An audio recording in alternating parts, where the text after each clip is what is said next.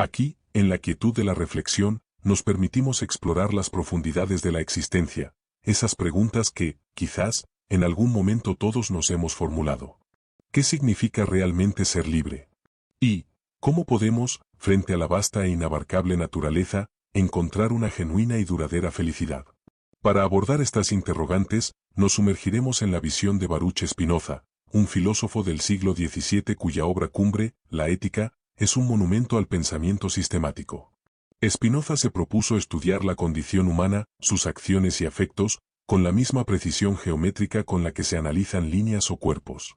Su enfoque fue elogiado por su rigor y su carácter armónico y majestuoso, deduciendo todo el conocimiento filosófico desde una única sustancia, a la que llama Dios o naturaleza. Sin embargo, esta audaz propuesta no estuvo exenta de controversia. Spinoza cuestionó radicalmente la existencia del libre albedrío, argumentando que todo en el universo sigue un orden necesario y determinado por las leyes de la naturaleza. Esto llevó a muchos a tildarlo de ateo, pues su Dios no era la deidad personal y providente de las religiones tradicionales. La libertad, para Spinoza, no radicaba en la elección arbitraria, sino en la comprensión de esa necesidad. Críticos, como se desprende de la tradición filosófica, han señalado que, al eliminar la causa final y el libre albedrío, su ética se torna más descriptiva que prescriptiva, vaciando la acción humana de su contenido moral en el sentido tradicional. No obstante, otros, como el mismo Nietzsche, encontrarían una profunda sintonía con su denuncia de los mejoradores de la humanidad y su visión de una vida más allá del bien y del mal. Profundicemos ahora en los pilares de este pensamiento. Los afectos primitivos, deseo, alegría y tristeza. Spinoza identifica tres afectos primitivos o primarios de los cuales se derivan todos los demás: el deseo, la alegría y la tristeza. El deseo, desiderium, es la esencia misma del hombre, concebida como determinada por cualquier afección a hacer algo. Spinoza no distingue sustancialmente entre apetito y deseo, abarcando con este último todas las tendencias, impulsos y voliciones humanas, aunque éstas puedan arrastrar al individuo en múltiples y a veces contradictorias direcciones. En la alegría, la etitia, se define como el paso del hombre de una perfección menor a una mayor.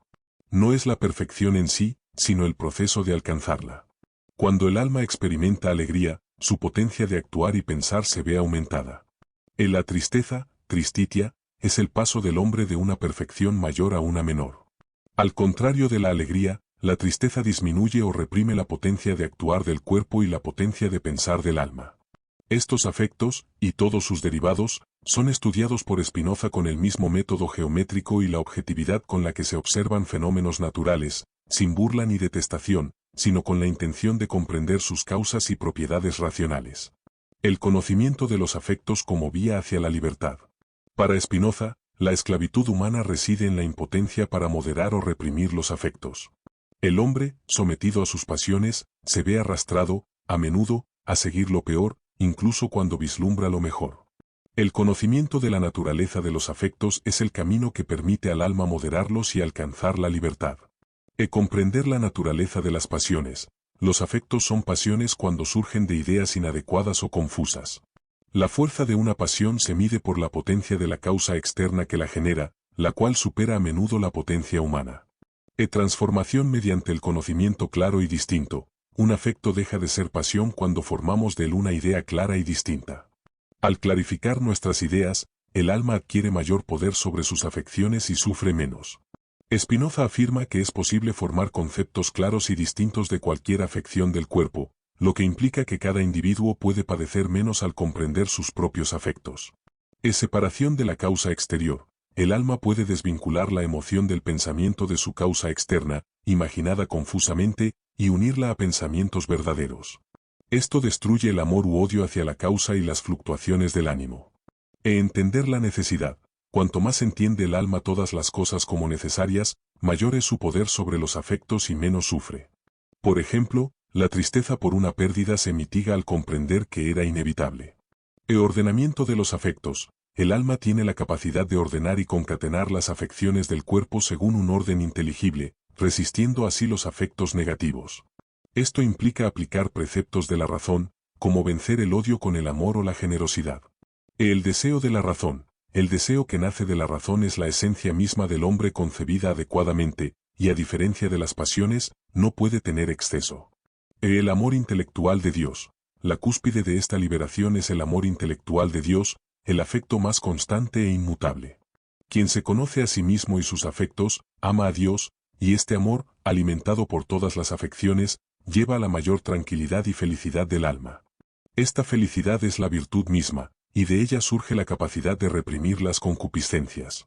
Un mayor entendimiento de Dios y las cosas, a través del segundo y tercer género de conocimiento, disminuye el sufrimiento por afectos negativos y el temor a la muerte. Influencia de la metafísica y la física en la ética y la felicidad.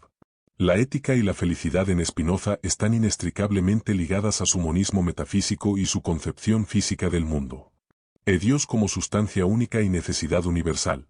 Spinoza postula que solo hay una sustancia infinita y eterna, a la que llama Dios o naturaleza, que es causa de sí misma y causa inmanente de todo lo que existe. De la necesidad de su naturaleza se sigue todo lo demás. El rechazo de las causas finales. Spinoza niega rotundamente que Dios o la naturaleza actúen con un fin. Las causas finales son ficciones humanas que nacen de la ignorancia de las verdaderas causas y de la tendencia a creer en un libre albedrío y un propósito externo. Esta postura es fundamental. La ética no se basa en recompensas o castigos divinos, sino en la naturaleza inherente del ser. Unidad de los atributos. Paralelismo mente-cuerpo. Dios posee infinitos atributos, como el pensamiento y la extensión. Estos son expresiones de la misma sustancia, lo que implica que el orden de las ideas es el mismo que el orden de las cosas. Esto se conoce como paralelismo mente-cuerpo. La mente y el cuerpo no son dos entidades separadas que interactúan, sino dos facetas de la misma realidad. El hombre como modo. El ser humano no es una sustancia, sino un modo o afección de los atributos divinos. El alma es la idea de un cuerpo existente. Conocimiento y afecciones. El alma percibe las afecciones del cuerpo, pero las ideas de los cuerpos externos revelan más la constitución de nuestro propio cuerpo que la naturaleza de esos cuerpos en sí. Tres géneros de conocimiento. Imaginación. Primer género: conocimiento confuso, mutilado e inadecuado, basado en la experiencia vaga o signos. Razón. Segundo género: conocimiento claro y distinto, basado en nociones comunes e ideas adecuadas de las propiedades de las cosas. Ciencia intuitiva. Tercer género: procede de la idea adecuada de la esencia de los atributos divinos al conocimiento adecuado de la esencia de las cosas. Esclavitud y potencia. La impotencia para moderar afectos es la esclavitud. Los afectos son pasiones cuando el alma padece por ideas inadecuadas. El conatus, esfuerzo por perseverar en el ser, es la esencia del hombre. Las pasiones, al ser ciegas, llevan a la inconstancia. El libertad y felicidad por la inteligencia. La potencia del alma es su inteligencia, y el verdadero conocimiento de los afectos es el remedio. La felicidad es la virtud misma, no su recompensa, y permite reprimir los deseos inmoderados. El sabio, consciente de sí mismo, de Dios y de las cosas con necesidad eterna, goza de tranquilidad, a diferencia del ignorante. El deseo y la alteridad constitutiva del ser humano. El deseo, cupiditas, es la esencia misma del hombre. No es una característica más, sino lo que crea al ser humano. Abarca todas las tendencias, impulsos y voliciones. Spinoza insiste en que el deseo no es diferente del apetito, salvo por la conciencia que se tiene de él. La noción de deseo en Spinoza implica una afirmación de sí mismo y, simultáneamente, una codependencia. Es constitutivo del ser humano, expresando lo que cada uno es en la interacción con otros cuerpos y mentes. Aunque el deseo es singular e intransferible, nadie puede desear por mí, ni vivir por mí, su estructura apunta hacia el otro y persevera en relación con los demás. Esta alteridad constitutiva es central, la esencia humana es dependiente. Como modos de la sustancia, necesitamos de otros seres para existir y ser concebidos. Somos cuerpos trazados y trazadores, portadores de huellas dejadas por otros cuerpos. El deseo no es intrínsecamente racional, pero puede tornarse racional mediante un esfuerzo por entender. Este deseo de razón no es un mero anhelo, sino una dirección arraigada en el deseo mismo, que requiere esfuerzo, decisión, educación y el fortalecimiento de lazos sociales. Es un deseo común, un deseo con otros, que busca potenciar la acción humana y la virtud. La virtud humana se centra en este deseo de afirmación, pero solo se es virtuoso cuando se entiende lo que se puede como ser deseante, interconectado con la naturaleza y los demás. La interacción entre conatus y disposición. El conatus es el esfuerzo intrínseco de cada ser por perseverar en su existencia. Es un concepto fundamental que Spinoza considera un aspecto esencial de su filosofía, presente en todos los seres. La disposición se refiere a la capacidad de un individuo para ser afectado y afectar a otros de múltiples maneras. Implica la configuración interna del cuerpo y cómo sus partes se relacionan entre sí y son afectadas por causas externas. También se relaciona con la capacidad del alma para percibir. Spinoza establece una equivalencia explícita entre dispositio y conatus. Esta equivalencia no es una simple identificación, sino que introduce una dinámica conceptual nueva donde ambos conceptos se relacionan y se determinan mutuamente. Esta interacción es crucial para definir lo bueno. Aquello que dispone el cuerpo humano para ser afectado de múltiples modos o lo hace apto para afectar a otros cuerpos de muchas maneras es útil o bueno para el hombre. Esto es así porque incrementa la aptitud de la mente para percibir, por lo tanto, su esfuerzo por comprender. Existe una conexión circular. Lo que conserva la relación de movimiento y reposo del cuerpo es bueno porque permite que el cuerpo se disponga de múltiples maneras, y esto a su vez es beneficioso porque impulsa a la mente a esforzarse por comprender. Esta relación entre conatus y disposición es clave para comprender aspectos más amplios del sistema de Spinoza, como el problema mente-cuerpo y la teoría de la virtud. La visión de Spinoza sobre el libre albedrío. Para Spinoza, la idea del libre albedrío es una mera ilusión. Los seres humanos se creen libres porque son conscientes de sus voliciones y apetitos, pero ignoran las causas que los determinan a querer y obrar. Esta ignorancia es lo que él llama el asilo de la ignorancia. Spinoza sostiene un determinismo radical. Todo lo que ocurre en el universo, incluidas las acciones humanas, sigue un orden necesario determinado por las leyes de la naturaleza y de Dios, que son lo mismo. No hay contingencia ni azar. El hombre no puede escapar a estas leyes naturales, está constantemente sujeto a esta necesidad inherente. En este sentido, un acto no procede de la iniciativa de un sujeto, sino que es el efecto necesario de causas antecedentes. La verdadera libertad, en la filosofía de Spinoza, no es una supuesta capacidad de elección indeterminada, sino la comprensión de las pasiones y afectos para sufrirlos menos y actuar plenamente según el propio conatus, el esfuerzo por perseverar en el ser. Es la capacidad de actuar de acuerdo con la propia necesidad interna, una vez que ésta es comprendida racionalmente, liberándose así de la esclavitud de las pasiones que surgen de ideas confusas. Spinoza rechaza la voluntad como una facultad absoluta o libre separada del entendimiento. Las voliciones no son algo distinto de las ideas mismas, sino afirmaciones necesariamente implicadas en la idea en cuanto idea. La pérdida de la causalidad final en la ética moderna. Spinoza fue el primer filósofo moderno en formular explícitamente la desaparición de la causalidad final como indispensable para una correcta explicación de la realidad. Su monismo panteísta y su concepción de que todo se sigue necesariamente de la perfección divina eliminan cualquier necesidad de un propósito o fin externo. Para él, la naturaleza no tiene un objetivo a la vista, y las causas finales son fabricaciones de los hombres que surgen de su ignorancia de las verdaderas causas eficientes. En Spinoza, la relación causal se asimila a la relación lógica, siendo la causa eficiente el único modo posible de explicación. Esta noción se consolida en la ética moderna. David Hume, desde su empirismo, aunque con una epistemología opuesta a Spinoza, también reduce la causalidad a la eficiente. Para Hume, no podemos tener una impresión empírica de un fin antes de que éste se realice, por lo tanto, no puede ser objeto de conocimiento empírico. Immanuel Kant, heredando esta crítica, considera la causalidad final radicalmente obsoleta en su sistema. Aunque reintroduce la teleología, lo hace en un sentido moral o estético, sin que tenga validez como principio explicativo en el orden físico o como causa de la acción humana libre. La ética, para Kant, pasa a ser un dominio de principios a priori de la razón práctica, donde la libertad es una idea regulativa pero no empíricamente cognoscible. En esencia, la pérdida de la causalidad final desplaza los temas centrales de la ética, como la libertad y la norma moral, y hace que la reflexión moral se centre en la descripción de comportamientos o en principios formales, más que en el contenido de la acción humana dirigida a un fin intrínseco. Una alternativa radical a la dialéctica negativa de la Ilustración. Spinoza ofrece una alternativa radical a la dialéctica negativa de la Ilustración, al rechazar sus premisas fundamentales, la dicotomía mito vs razón, la separación sujeto-objeto y la negación del mito como algo real o subjetivo. El rechazo del dualismo mente-cuerpo, Para Spinoza, mente y cuerpo no son sustancias separadas, sino dos formas en que la única sustancia se expresa. Esto elimina el problema cartesiano de la interacción y significa que el ego cartesiano no tiene sentido. Los individuos son procesos relacionales, redes de relaciones afectivas e imaginarias. En la imaginación como forma de conocimiento, Spinoza no relega la imaginación a una esfera inferior, sino que la considera una forma de conocimiento que difiere de la razón y la ciencia intuitiva solo en grado.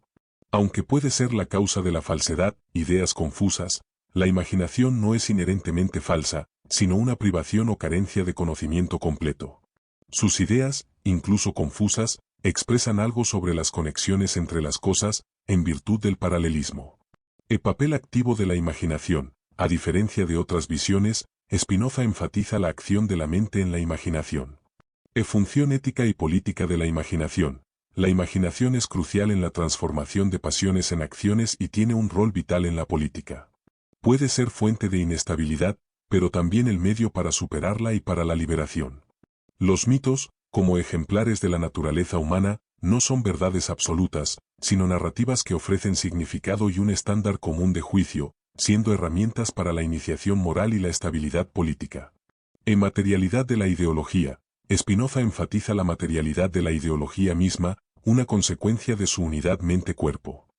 Atrévete a conocer por la razón y la imaginación, mientras que la ilustración kantiana se centra en atrévete a saber, mediante la razón, Spinoza propone una ilustración radical, atrévete a conocer a través de la razón y de la imaginación, sapere audet ratione et imaginatione.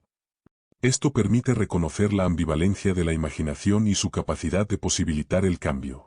Crítica de Spinoza al antropomorfismo. Spinoza arremete con vehemencia contra toda concepción teleológica de la naturaleza y el antropomorfismo, la tendencia humana a proyectar cualidades y propósitos humanos en Dios. Dios sin fines ni estados de ánimo. Para Spinoza, es inconcebible que la naturaleza albergue fines o que haya sido creada para el hombre. La idea de que Dios actúa por un fin o se enoja o se complace es una superstición antropomórfica. Dios es la expresión infinita y necesaria de todo lo que es, el devenir ineluctable de la naturaleza, más allá del bien y del mal. Crítica a la religión tradicional, rezos, liturgias y sacrificios son superflua bagatela supersticiosa, proyecciones infantiles. La expectativa de recompensa divina por la virtud distorsiona la verdadera estimación de esta. Anticipación a Feuerbach. Esta crítica a las ilusiones de la imaginación y a la proyección de la esencia humana en Dios anticipa, en cierto modo, la antropología religiosa de Feuerbach. Antropocentrismo como arrogancia. Es una arrogante ignorancia creer que los acontecimientos naturales deben medirse por su significado para el hombre o que el universo está hecho para su beneficio. Conceptos como fealdad o maldad no designan nada positivo en la naturaleza, son meras afecciones que el hombre proyecta. Para el infinito de Dios, no hay bien ni mal, ni privación, ni potencia sin realizar. La perspectiva radical de Spinoza sobre las emociones, la razón y la mente. La filosofía de Spinoza ofrece una visión radicalmente diferente de las emociones, la razón y la mente, que desafía la dicotomía tradicional. No hay guerra entre razón y emoción. Spinoza rechaza la idea de que la razón deba dominar o reprimir las emociones como si fueran enemigas. Dado que la mente y el cuerpo no son dos cosas separadas, sino dos modos de una misma realidad, razón y emoción no se oponen, sino que pueden colaborar. La razón comprende, no censura. El papel de la razón no es reprimir, sino entender las emociones. Cuando comprendemos qué nos afecta y cómo, podemos transformar las emociones pasivas, tristes, en activas, alegres, que nos liberan. Conatus y potencia de existir. Las afecciones tristes, angustia, culpa, miedo, surgen cuando el conatus, el esfuerzo por perseverar en el ser, se ve amenazado. Una psicología spinozista no juzgaría estas emociones como errores, sino que se preguntaría qué impide el despliegue de la potencia de existir de una persona. Aumento de vida. El objetivo no es eliminar el malestar, sino aumentar nuestra potencia de existir. Las emociones son vistas como respuestas a un entorno y a un modo de vida. Afectos activos y pasivos. Las emociones son afecciones del cuerpo que aumentan o disminuyen nuestra potencia de obrar, 303/3. Son activas cuando somos su causa adecuada, aumentan nuestra potencia. Son pasivas, pasiones, cuando surgen de ideas inadecuadas, 303/2. El conocimiento es lo que nos permite transformar lo pasivo en activo. En la imaginación al servicio de la liberación, la imaginación, lejos de ser relegada, juega un papel crucial incluso en el amor intelectual de Dios, ayudando a comprender verdades intelectuales. Su poder liberador se manifiesta cuando imaginamos libremente, no solo siguiendo patrones externos. E implicaciones políticas, esta perspectiva también se extiende a lo político. Una sociedad justa no controla por el miedo, sino que permite a los individuos vivir con alegría y más potencia. Spinoza invita a cuestionar si el mundo que creamos permite a las personas florecer o las debilita. Rechazo al dualismo mente-cuerpo de Descartes. El rechazo radical de Spinoza al dualismo cartesiano es una de las piedras angulares de su sistema. El dualismo cartesiano, René Descartes sostenía que la mente, res cogitans, y el cuerpo, res extensa, eran dos sustancias completamente separadas e independientes. Esto planteaba el difícil problema de cómo interactuaban dos entidades de naturaleza tan diferente. Monismo y paralelismo de Spinoza. Para Spinoza, mente y cuerpo no son dos sustancias distintas. Son, en cambio, dos atributos, pensamiento y extensión, de la misma y única sustancia divina, Dios o naturaleza. Mente como idea del cuerpo. La mente no es más que la idea del cuerpo, es decir, la representación mental de las acciones y estados del cuerpo. No son entidades separadas, sino facetas complementarias de una misma realidad. El orden y conexión idénticos. Spinoza afirma que el orden y conexión de las ideas es el mismo que el orden y conexión de las cosas. Esto significa que cualquier cosa que sucede en el cuerpo es percibida por el alma. Decisiones simultáneas. Las decisiones del alma y las determinaciones del cuerpo son simultáneas por naturaleza, o más bien, una y la misma cosa vista bajo diferentes atributos. El cuerpo puede hacer muchas cosas por sus propias leyes sin ser determinado directamente por la mente. En materialidad de la imaginación e ideología, este monismo tiene como consecuencia que la imaginación y la ideología, al ser afecciones tanto del cuerpo como de la mente, poseen una materialidad intrínseca. Porque Albert Einstein se identificó con la concepción de Dios de Spinoza. Albert Einstein, uno de los científicos más influyentes de la historia, encontró en la concepción de Dios de Spinoza una profunda afinidad, al punto de que su espiritualidad se acercaba a un agnosticismo panteísta. Dios como naturaleza, panteísmo. Einstein compartía la visión de Spinoza de que lo sagrado es toda la naturaleza en sí misma. Para Spinoza, Dios es la única sustancia, la naturaleza, deus ibe natura, de la cual todo lo que existe, incluido el hombre, es parte. No es un Dios personal. Al igual que Spinoza, Einstein no creía en un Dios personal que interviene en los asuntos humanos, dirige o castiga. Más bien, veía la divinidad manifestarse a través del orden y la armonía de las leyes naturales que rigen el universo. Incomprensibilidad y orden. Einstein reconocía que la mente humana no es capaz de comprender la totalidad del universo ni cómo se organiza, a pesar de percibir la existencia de un cierto orden y armonía. Esto resuena con la ética de Spinoza, donde la libertad radica en la comprensión de la necesidad y el orden inherente a la realidad, no en una voluntad arbitraria. Determinismo. El determinismo de Spinoza, que postula que todo es parte de una misma sustancia sin libre albedrío, también sintonizaba con la visión de Einstein. Para Spinoza, la libertad es entender la realidad en su necesidad. Síntesis y respuestas. En esta profunda inmersión en el pensamiento de Spinoza, hemos desvelado un sistema ético enraizado en una metafísica y una física unificadas. Su visión de Dios como la única sustancia, de la cual todo se sigue por necesidad y sin fines preestablecidos, sienta las bases para una comprensión radical del ser humano. Hemos visto cómo el rechazo al dualismo cartesiano, mente y cuerpo como dos modos de una misma realidad, junto con la noción del conatus o esfuerzo por perseverar en el ser, transforma nuestra comprensión de los afectos.